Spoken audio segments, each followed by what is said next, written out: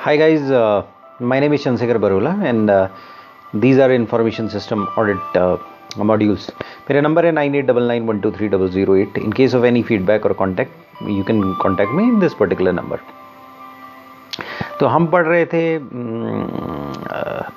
Information security policy, और information security policy में हमने पढ़ा था कि बेसिकली पॉलिसी 3 टाइप की होती हैं: program policy, issue specific policy और system specific policy. Program policy ही बेसिक पॉलिसी होती है, ब्रॉड होती है, और उसके बाद होती है इशू स्पेसिफिक पॉलिसी, और फाइनली होती है सिस्टम स्पेसिफिक पॉलिसी। तो हम ये पढ़ चुके थे। अब हम पढ़ेंगे पॉलिसी इम्प्लीमेंटेशन। तो पॉलिसी का इम्प्लीमेंटेशन कैसे होता है?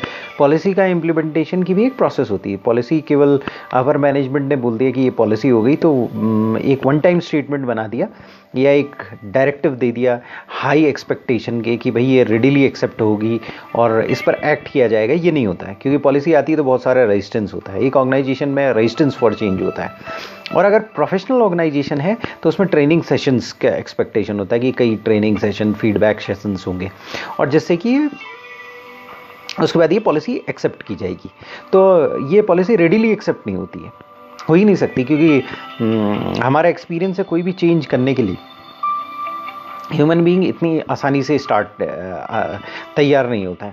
तो ऑर्गेनाइजेशन में क्या होता है, कई ऑर्गेनाइजेशन में पॉलिसी आती है और लोग कहते हैं हमें पता ही नहीं था, तो वो पॉलिसी आज की डेट में इंटरनेट में डाली जा सकती है। फिर वो बोलते हैं कि ट्रेनिंग नहीं थी, पता ही नहीं था, बीच में कुछ प्रॉब्लम्स हो गई, तो वो अपनी रिस्पॉन्सिबिलिटी शिफ्ट करने की कोशिश करते हैं।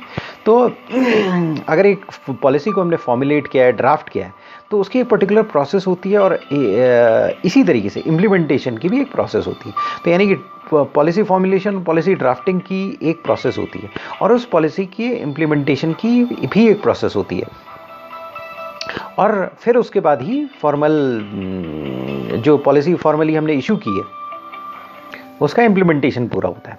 तो सबसे पहले होता है पॉलिसी डॉक्यूमेंटेशन। अगर एक सिक्योरिटी पॉलिसी अप्रूव हो गई, इशू हो गई है, तो ये पब्लिसाइज़ की जाती है। और कैसे पब्लिसाइज़ की जाती है? मेमोरेंडम्स के थ्रू, प्रेजेंटेशंस के थ्रू, स्टाफ मीटिंग्स के थ्रू, वैरायटी ऑफ मीन्स हैं। तो यानी कि पॉलिसी मेमोरेंडम दिया जा सकता है। पॉलिसी मेमोरेंडम में क्या हो सकता है? पॉलिसी को कई भागों में स्प्लिट किया जा सकता है, और हर भाग का एक मेमोरेंडम दिया जा सकता है, और उसके पीछे एक्सप्लेनेशंस दिए जा सकते हैं। फिर प्रेजेंटेशन होता है, स्टाफ मीटिंग होती है, या दूसरे वैरायटी ऑफ मीन से ये किया जा सकता है। तो एज सुन एज पॉसिबल हमें क्या करना होगा कि ये जो पॉलिसी हमने बनाई है इसको फॉर्मल पॉलिसी डॉक्यूमेंटेशन में इनकॉर्पोरेट करना पड़ेगा। यानी कि जो कंपनी का इंटरनेट है या वहाँ पर पब्लिश कर देनी पड़ेगी। तो इसके लिए क्या करना पड़ेगा? 2 चीज़ें हो सकती हैं कि आपका एग्जिस्टिंग डॉक्यूमेंटेशन होता है, उसको चेंज करना पड़ सकता है, और नया डॉक्यूमेंटेशन बनाना पड़ सकता है। तो मालूम पड़ा आप एक नए ऑर्गेनाइजेशन हो, वहाँ पर कंप्लीटली न्यू डॉक्यूमेंटेशन होगा। अगर आप एग्जिस्टिंग कंपनी हो, वहाँ पर पहले से पॉलिसी है और नया कोई चेंज आ गया है, तो एग्जिस्टिंग डॉक्यूमेंटेशन को आपको चेंज करना पड़ेगा। तो क्या होगा कि मान लीजिए सपोज पॉलिसी बन गई, पॉलिसी अप्रूव हो गई, उस मिनट्स बन गए और वो अप्रूव हो गई, अप्रूव होकर हमने पॉलिसी अमेंडमेंट नंबर इतना कर लिया। अब एग्जिस्टिंग डॉक्यूमेंटेशन को हमें चेंज करना पड़ेगा। तो एग्जिस्टिंग डॉक्यूमेंटेशन में हमें इंटीग्रेट करना पड़ेगा, जो एग्जिस्टिंग एक्टिविटीज़ हैं, प्रैक्टिसेस हैं, और उसको चेंज करना पड़ेगा। वो हो सकता है कई लेवल ऑफ ऑर्गेनाइजेशन को अफेक्ट करती हूँ।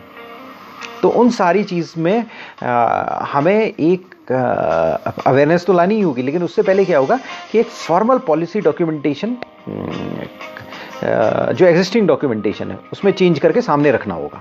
इंटरनेट में चेंजेस दिखाने पड़ेंगे, और वहाँ पर ओल्ड पॉलिसी भी होगी, न्यू पॉलिसी भी होगी। New policy effective from this होना पड़ेगा, मेल्स में भेजना पड़ेगा भाई ये नई पॉलिसी है, और उसमें जहाँ चेंजेस हुए हैं वो पर्टिकुलरली मार्क करना पड़ेगा रेड लाइन से या इस तरीके से। तो एग्जिस्टिंग डॉक्यूमेंटेशन को आपको चेंज करना पड़ेगा। अब एग्जिस्टिंग पॉलिसी भी 2 टाइप की हो सकती है, एक इंटरनल सिक्योरिटी डॉक्यूमेंटेशन हो और कोई दूसरा डॉक्यूमेंटेशन हो।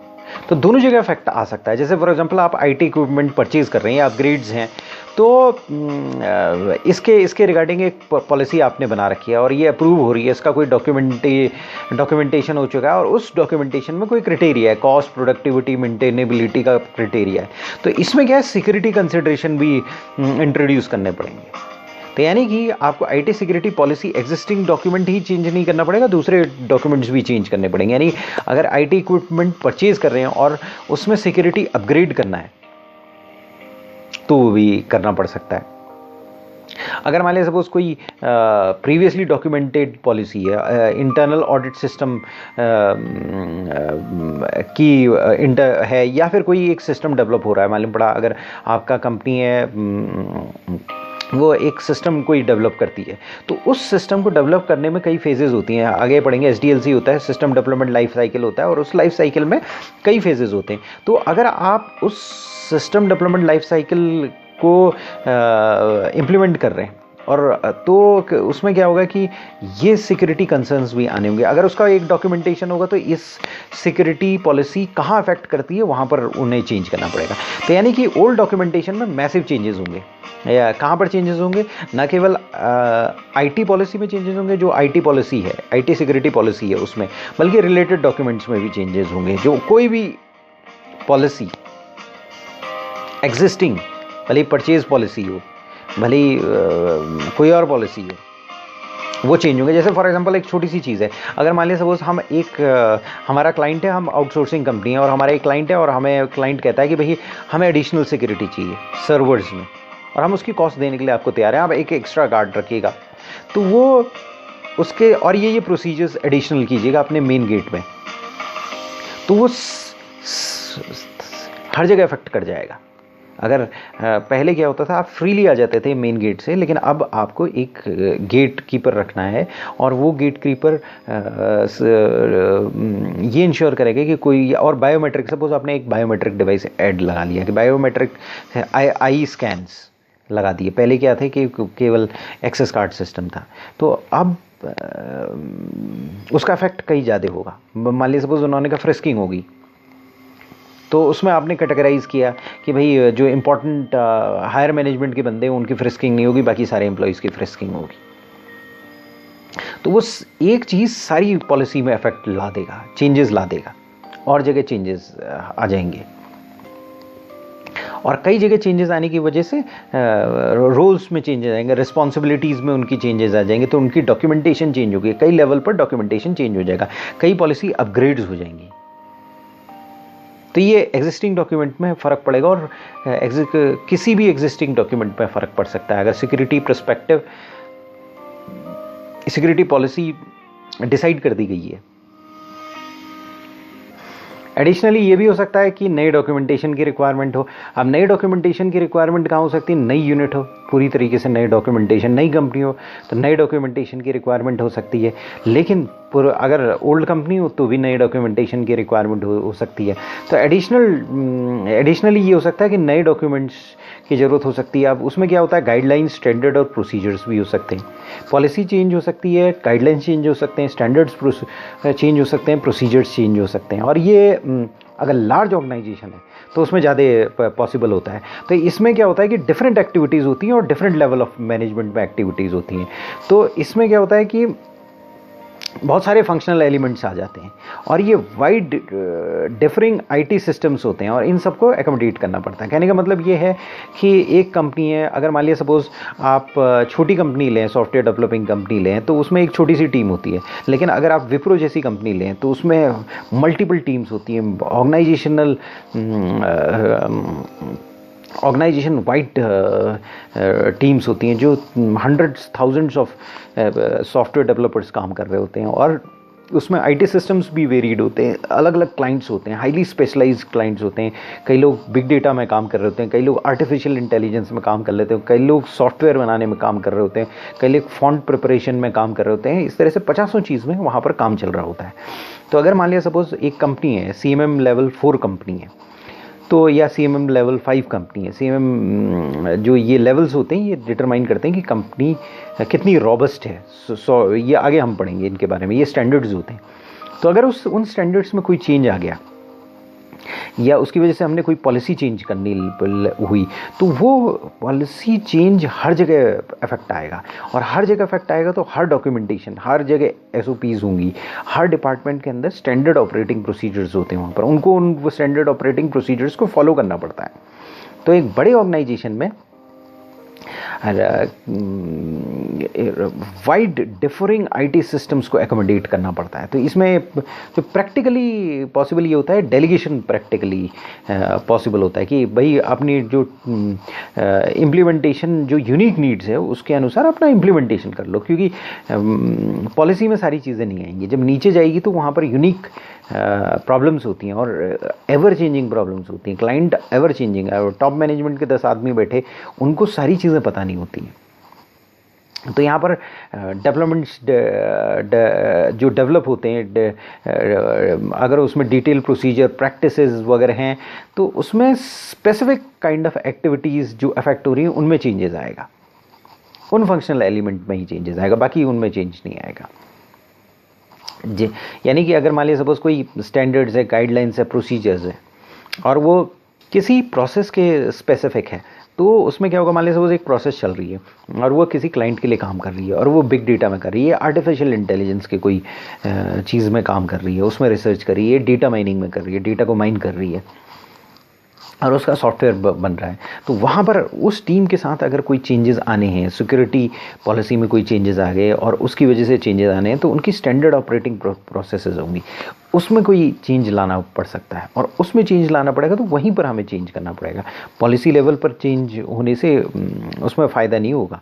जितना बड़ा ऑर्गेनाइजेशन होगा, जितना वाइड ऑर्गेनाइजेशन होगा, उसमें उतनी डेलीगेशन की ज़रूरत पड़ेगी और उतनी नई डॉक्यूमेंटेशन की ज़रूरत पड़ेगी। तो नई डॉक्यूमेंटेशन क्रिएट करने पड़ेंगे वहाँ पर। तो अब एक छोटा सा एग्जांपल ले लेते हैं, जैसे डेटा लॉस का एग्जांपल है। तो अगर मान लिया सपोज कोई स्टैंडर्ड आ जाता है, वो कहता है डेटा लॉस के लिए आपको ज़्यादा सावधान रहना पड़ेगा, तो वो कुछ और टेक्निकल्स वो बोलता है कि हायर सेंसिटिविटी आपको रखनी पड़ेगी, या ऑर्गेनाइजेशन डिटरमाइन करता है कि हायर सेंसिटिविटी होनी चाहिए डेटा लॉस को सेव करने के लिए। कोई टेक्नोलॉजी फेल हो गई या ऑपरेटर का एरर हो गया, तो इन सब चीज़ों के लिए, इन सब डेटा लॉसेस के लिए चांसेस, रिस्क मिनिमाइज़ करने की कोई पॉलिसी है। तो प्रोग्राम लेवल पॉलिसी है तो एक स्टेटमेंट दे देगी, भाई ये ऑर्गेनाइजेशन की पॉलिसी है और जिस पॉलिसी के अनुसार डेटा लॉस और एक्सीडेंट और मिसहैप्स की वजह से कम होनी चाहिए, ये 2-4 सेंटेंस में वो काम खत्म कर देगी अगर प्रोग्राम लेवल पॉलिसी है। लेकिन वो ट्रिकल डाउन कैसी होगी? तो अब ट्रिकल डाउन क्या होगा, कई एरियाज़ हो सकते हैं जहाँ जहाँ पर एक्सटेंसिव राइटिंग होती है, एडिटिंग होती है लेंथी डॉक्यूमेंट्स की, जैसे वर्ड प्रोसेसर है, टेक्निकल पब्लिकेशन यूनिट्स है, सिक्योरिटी डॉक्यूमेंट्स डेवलप हो रहे हैं। तो वहाँ पर क्या है कि जैसे वर्ड में क्या होता है, आप कॉन्स्टेंटली काम करते जाते हो तो कंट्रोल एस दबा देते हो। तो उसी तरीके से अगर मान लिया suppose technical writing, lengthy documentation हो रहा है, कई जगह पर की वर्किंग का काम होता है, तो वहाँ ऑटो सेव लगा दीजिए कि आप ऐसा है ऑटोमेटिक सेव फंक्शंस मैंडेटरी कर दीजिए कि कुछ समय बाद वो सेव हो जाएगा। हाँ, वो रिवर्ट बैक करना चाहे तो पर्टिकुलरली कमांड होगी, वो रिवर्ट बैक कर सके उस सेव होने के बाद, जैसे कि वर्ड डॉक्यूमेंट में होता है। तो अगर कोई प्रोग्राम बना रहा है, किसी प्लेटफॉर्म में लिख रहा है, तो उसमें सेविंग फैसिलिटी होनी चाहिए कॉन्स्टेंट, अगर बहुत बड़ा प्रोग्राम वगैरह है। और अगर मान लिया सपोज वो कोई स्पेसिफिक डॉक्यूमेंटेशन में डेटा की कर रहा है, मान लिया नोटपैड वगैरह या कहीं पर कर रहा है, तो वो डेटा कहीं सेव होते जाना चाहिए एक पर्टिकुलर पीरियड में, ताकि डेटा लॉस ना हो सके। लेकिन कोई दूसरा फंक्शनल एरिया होता है, हो सकता है कोई एक डेटाबेस हो जहाँ पर कोई चेंजेस बहुत ज़्यादा नहीं आ रहे हैं, तो सिक्योरिटी डॉक्यूमेंटेशन ये कह सकता है कि भाई डेटाबेस एडमिनिस्ट्रेटर को पीरियोडिक बैकअप्स लेने पड़ेंगे, डेली वीकली बैकअप्स लेने पड़ेंगे। तो इस तरीके से दोनों के लिए अलग इम्प्लीकेशंस हैं और एक जनरल पॉलिसी कुछ नहीं कर सकती। एक जनरल पॉलिसी तो एक जनरल स्टेटमेंट दे देगी, भाई ऐसा है कि डेटा लॉस अकाउंट्स और मिसहैप्स ज़्यादा हो रहे हैं, हमें उसे कम करना है, इतने से ज़्यादा नहीं होने चाहिए मिसहैप्स, ज़्यादा रिपोर्ट्स आ रही है मिसहैप्स वगैरह की क्लाइंट से इतने से ज़्यादा की रिपोर्ट्स नहीं आनी चाहिए और इतने क्लाइंट्स में ये मिसहैप नहीं होनी चाहिए और समथिंग लाइक दैट, वो ये कह सकते हैं ज़्यादा से ज़्यादा। ये भी वो कम कहेंगे प्रोग्राम लेवल पॉलिसीज़ में, ये भी वो ज़्यादा आइडेंटिफाई नहीं करेंगे, वो एक जनरल स्टेटमेंट दे देंगे। अब ये ट्रिकल डाउन करेगा लोअर उस कंपनी में जहाँ 10,000 सॉफ्टवेयर डेवलपर्स हैं और सबकी रिक्वायरमेंट अलग है। 10,000 कंप्यूटर पर्सनल्स हैं, हो सकता है सॉफ्टवेयर डेवलपर हों, कोई हो सकता है डेटा फीडर हों, हो सकता है अलग अलग बंदे हैं, अलग अलग प्रोसेसेस हैं, अलग अलग उनकी रिक्वायरमेंट है, उन्हीं के अनुसार डिटरमाइन किया जाएगा। तो यानी कि दो चीज़ हो सकती है, ओल्ड डॉक्यूमेंटेशन और न्यू डॉक्यूमेंटेशन, दोनों में चेंजेस आ सकते हैं। तो पॉलिसी इम्प्लीमेंटेशन के लिए जो पहली चीज़ है पॉलिसी डॉक्यूमेंटेशन है, और उसमें हमें चेंज करना पड़ेगा। ओल्ड डॉक्यूमेंटेशन और न्यू डॉक्यूमेंटेशन दोनों में चेंज करना पड़ेगा, और हमने वो समझा दिया। इसके बाद आती है पॉसिबल पॉलिसी विजिबिलिटी। तो अब क्या है, पॉलिसी एक जो होती है वो तब बेस्ट काम करती है जब वो कल्चर ऑफ ऑर्गेनाइजेशन हो जाती है, यानी ऑर्गेनाइजेशन के कल्चर में हो जाती है। हर एक आदमी को उसके बारे में पता होता है, वो एथिक्स हर जगह काम कर रहे होते हैं, तो उसे पॉलिसी विजिबिलिटी कहते हैं। अगर पॉलिसी पेपर्स में है और लोग नहीं उस पर काम कर रहे हैं तो पॉलिसी विजिबिलिटी नहीं है।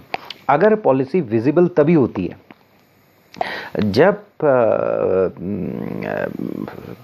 वो लोगों के डिस्कशन का पार्ट बन जाती है, जब लोग उसके बारे में जानते हैं, लोग उसको फॉलो करते हैं, और अगर कहीं से डेविएशन होता है तो लोगों को पता होता है कि डेविएशन हो रहा है, और ये एक दो लोगों को नहीं पता होता है, पूरी कंपनी को पता होता है, तो इसे पॉलिसी विजिबिलिटी कहते हैं।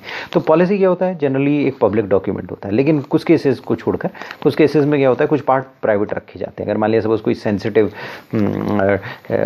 पॉलिसी है, मालूम पड़ा एक कंपनी है, उसने कहा जी हम आपको डेटा दे रहे हैं, किसी को पता ही नहीं होना चाहिए कि हम आपको डेटा दे रहे हैं, बहुत सेंसिटिव डेटा है और इसके लिए हमें ये चीज़ें चाहिए, तो वहाँ पर पॉलिसी उसी के अनुसार करी जाएगी। अब जैसे गूगल कंपनी है, गूगल का एक सीक्रेट विंग है गूगल एक्स, जो ये आपका जो ग्लासेस बना रहा है, आपके क्या बोलते हैं उसे, नाम मैं भूल रहा हूँ, एक स्पेसिफिक टाइप के वॉचेबल ग्लासेस बना रहा है, नाम मेरे दिमाग से नाम निकल रहा है, और सेल्फ ड्राइविंग कार्स बना रहा है। ये सारी चीज़ें गूगल एक्स से आती हैं। तो गूगल एक्स में जो भी काम हो रहा है वो सीक्रेटली काम हो रहा है, वो कहीं तक नहीं जाना है, तो वहाँ जो पॉलिसी बनेगी वो कम्प्लीटली सीक्रेट बनेगी, नीड टू नो बेसिस पर बनेगी। आर्मी में जो बनेगी वो नीड टू नो बेसिस पर बन सकती है पॉलिसी। भाई policy raw research and analysis wing है हमारा, जासूसी ऑर्गेनाइजेशन है, वहाँ जो पॉलिसी होगी वो नीड टू नो बेसिस पर होगी। तो पॉलिसी जनरली पब्लिक डॉक्यूमेंट होता है, लेकिन कई केसेस में क्या है, प्राइवेट भी रखी जाती है पॉलिसी, लेकिन जनरली ऑर्गेनाइजेशन में हम ये मान के चलते हैं पॉलिसी पब्लिक डॉक्यूमेंट है, तो हाई विजिबिलिटी होनी चाहिए और उसका फॉर्मल इशुएंस होना चाहिए इंफॉर्मेशन सिक्योरिटी पॉलिसी का, और बेसिकली सबको पता होनी चाहिए। और इसमें कुछ रीजंस हैं। रीज़न क्या है कि भाई पॉलिसी विजिबिलिटी क्यों नहीं चाहिए, क्या रीज़न की वजह से पॉलिसी विजिबिलिटी होती थी। तो पहला चीज़ ये, अगर पॉलिसी है टॉप मैनेजमेंट बना रहा है तो नियरली और सारे के सारे एम्प्लॉयज़ जो हैं अफेक्ट होंगे, सारे लेवल्स के एम्प्लॉयज़ अफेक्ट होंगे। अगर इशू स्पेसिफिक पॉलिसी है तो कुछ ऑर्गेनाइजेशन के काफ़ी लोग, पूरे लोग तो नहीं, काफ़ी लोग अफेक्टेड होंगे, और अगर सिस्टम स्पेसिफिक पॉलिसी है तो उस सिस्टम के लोग अफेक्टेड होंगे। तो ये लोगों को पता होना बहुत ज़रूरी है। उसके बाद पॉलिसी जो होती है वो ऑर्गेनाइजेशनल रिसोर्सेज के बहाव को तय करती है कि भाई ऑर्गेनाइजेशन के रिसोर्सेज वहाँ लगना चालू हो जाते हैं, तो वो ऑर्गेनाइजेशन के रिसोर्सेज सही तरीके से लगें, उसमें क्लैरिटी होनी चाहिए। अगर क्लैरिटी नहीं है तो रिसोर्सेज इफेक्टिवली नहीं लग पाएंगे। अब मैन पावर रिसोर्स तो नहीं लग पाएगा, एक बात तो पक्की है, क्योंकि लोगों को क्लैरिटी नहीं है तो मैन पावर वेस्ट होगी, टाइम लोगों का वेस्ट होगा क्योंकि उन्हें पता नहीं होगा। तो और बहुत सारे टर्म्स, प्रोसीजर और एक्टिविटीज़ इसमें इंट्रोड्यूस होंगे। तो ये बहुत सारे टर्म्स, एक्टिविटी और प्रोसीजर्स जो हैं लोगों को पता होना बहुत ज़रूरी है। तो इंफॉर्मेशन सिक्योरिटी पॉलिसी विजिबल होनी चाहिए। और ये कैसे होगी, मैनेजमेंट प्रेजेंटेशन दे, डिस्कशंस हो, क्वेश्चन आंसर फोरम्स हो, न्यूज़ लेटर्स हो, ये सारी चीज़ें होनी चाहिए इसमें। और दूसरी बात यह है कि एक रेगुलर टॉपिक होना चाहिए, स्टाफ मीटिंग्स, ऑर्गेनाइजेशनल टॉपिक्स में, इनमें इनक्रेज करना चाहिए। किसी तरीके से सिक्योरिटी पॉलिसी को विजिबल बनाने की कोशिश करनी चाहिए। और हाई लेवल डायरेक्टिव्स इशू कर सकते हैं, या ऑर्गेनाइजेशन में एक पर्टिकुलर पर्सन बैठाया जा सकता है जो कॉन्टैक्ट पर्सन बनाया जा सकता है, जो एजुकेट करेगा एम्प्लॉयज़ को। और अगर कोई लॉज है उनके पीछे जिसकी वजह से हो रहा है तो वो लॉज अवेयर करानी चाहिए। कोई रेगुलेशन है तो वो उसको अवेयर करा देनी चाहिए। तो एक रैशनल बेसिस आएगा। तो सबसे पहले इंपॉर्टेंट चीज़ है एक रैशनल बेसिस आना, भाई क्यों हो रहा है। मालूम पड़ा जैसे फॉर एग्जांपल अभी ये एक निर्भया कांड हुआ था, तो निर्भया कांड होने के उससे पहले कुछ सुप्रीम कोर्ट के गाइडलाइंस आए थे।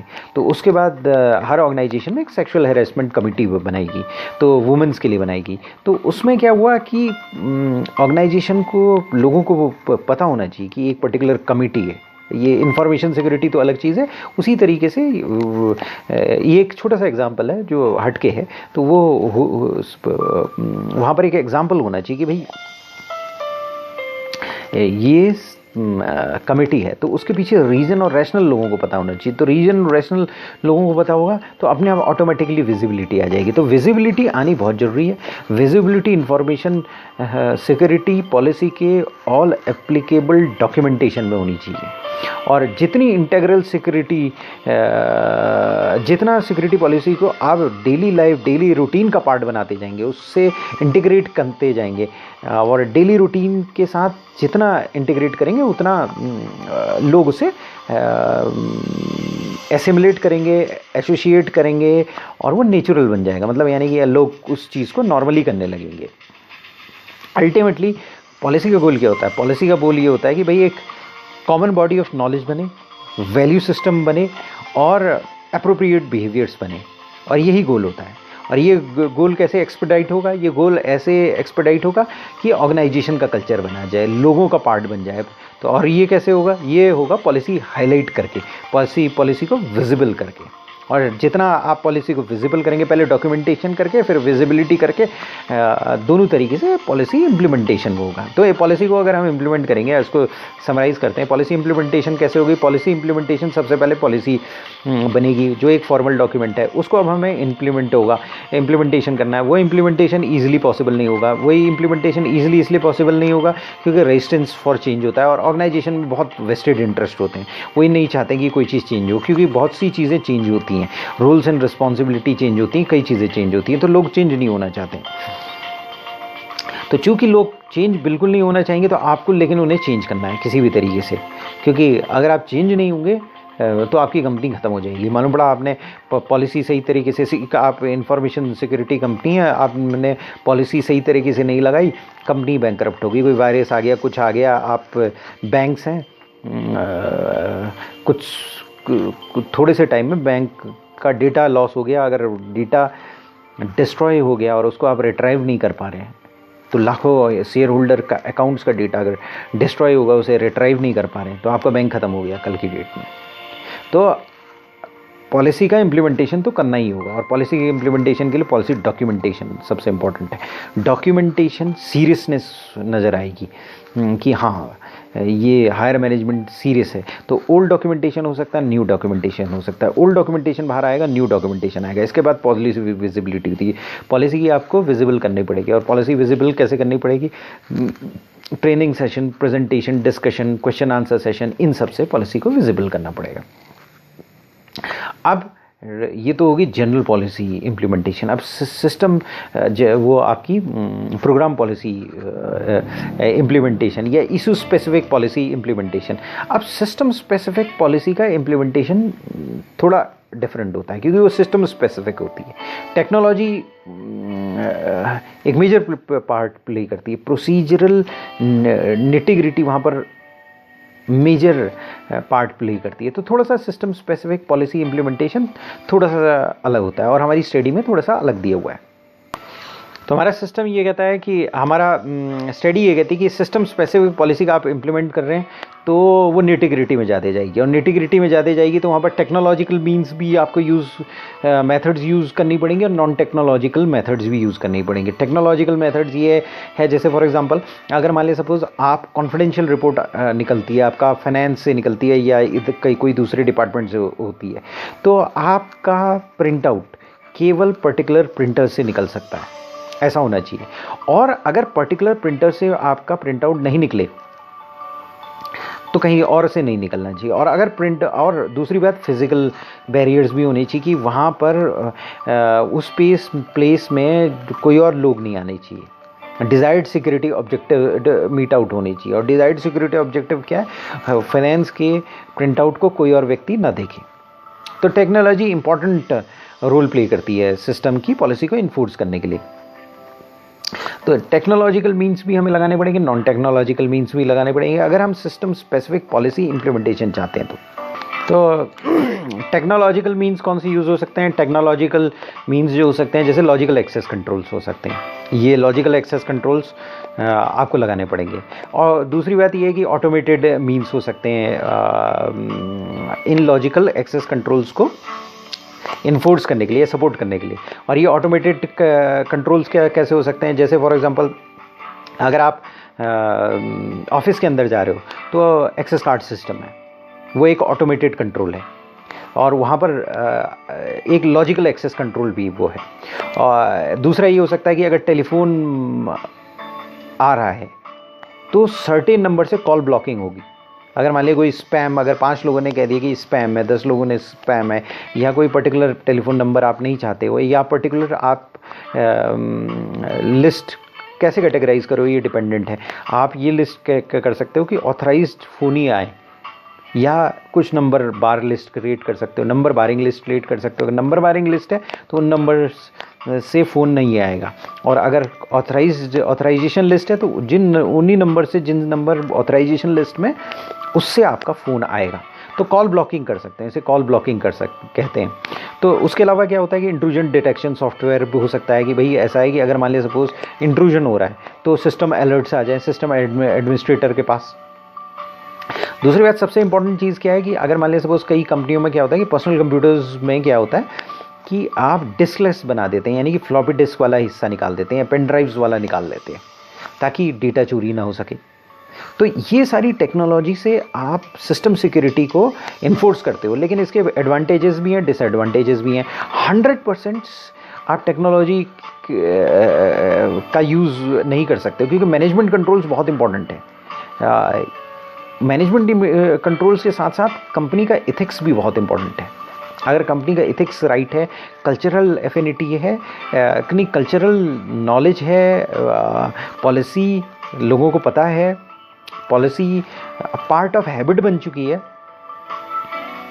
तो फिर पॉलिसी अच्छी तरह से चलेगी। लेकिन कई बार क्या होता है कि डेविएशंस आते हैं पॉलिसीज़ के, तो वहाँ पर फिर मैनेजमेंट कंट्रोल्स ज़रूरी होते हैं, कंटिजेंसी की सोच होता है। क्योंकि अगर सिस्टम आपने बहुत रिजिड बना दिया, particularly system specific policy implementation में, तो वहाँ पर डेविएशंस ज़्यादा आएंगे, और डेविएशन ज़्यादा आएंगे तो आपको डेविएशंस मूव करने पड़ेंगे। तो अगर आप एंटिसिपेट नहीं कर पाए, तो सिस्टम एनालिस्ट कंटिजेंसी एंटिसिपेट नहीं कर पाया और उसके लिए प्रिपेयर नहीं कर पा रहा है, तो वहाँ पर फिर प्रॉब्लम क्रिएट होगी क्योंकि सिस्टम बहुत रिजिड होगा। तो आपको एक फ्लेक्सिबिलिटी रखनी पड़ेगी, एक लेवल तक टेक्नोलॉजी रखनी पड़ेगी, उसके बाद मैनेजमेंट कंट्रोल्स लगाने पड़ेंगे। तो इस तरीके से आप इम्प्लीमेंट कर सकते हैं। सिस्टम स्पेसिफिक इम्प्लीमेंटेशन थोड़ा सा डिफरेंट है क्योंकि वो सिस्टम स्पेसिफिक है, वहाँ पर टेक्नोलॉजी का ज़्यादा यूज़ होगा। और बाकी फिर नॉर्मल इम्प्लीमेंटेशन के लिए आपको पॉलिसी विजिबिलिटी करनी है और दूसरा पॉलिसी डॉक्यूमेंटेशन सही तरीके से करना है। पॉलिसी डॉक्यूमेंटेशन में डॉक्यूमेंट बनाना है, न्यू डॉक्यूमेंट हो सकता है, ओल्ड डॉक्यूमेंट हो सकता है। और पॉलिसी विजिबिलिटी की बात है तो पॉलिसी विजिबिलिटी करनी पड़ेगी, पॉलिसी को विजिबल करना पड़ेगा, ऑर्गेनाइजेशन का कल्चर बनाना पड़ेगा, लोगों को उसके बारे में अवेयरनेस होनी पड़ेगी और उनकी हैबिट बननी पड़ेगी। अगर वो लोगों की हैबिट में आ गया है तो कोई प्रॉब्लम नहीं है। और लोगों की हैबिट में तब आएगा जब लोगों को लॉजिक पता होगा। जब लोगों को लॉजिक कब पता होगा? जब ट्रेनिंग सेशंस होंगे, फीडबैक सेशंस होंगे, क्वेश्चन आंसर सेशंस होंगे, तब पता होगा। थैंक्स।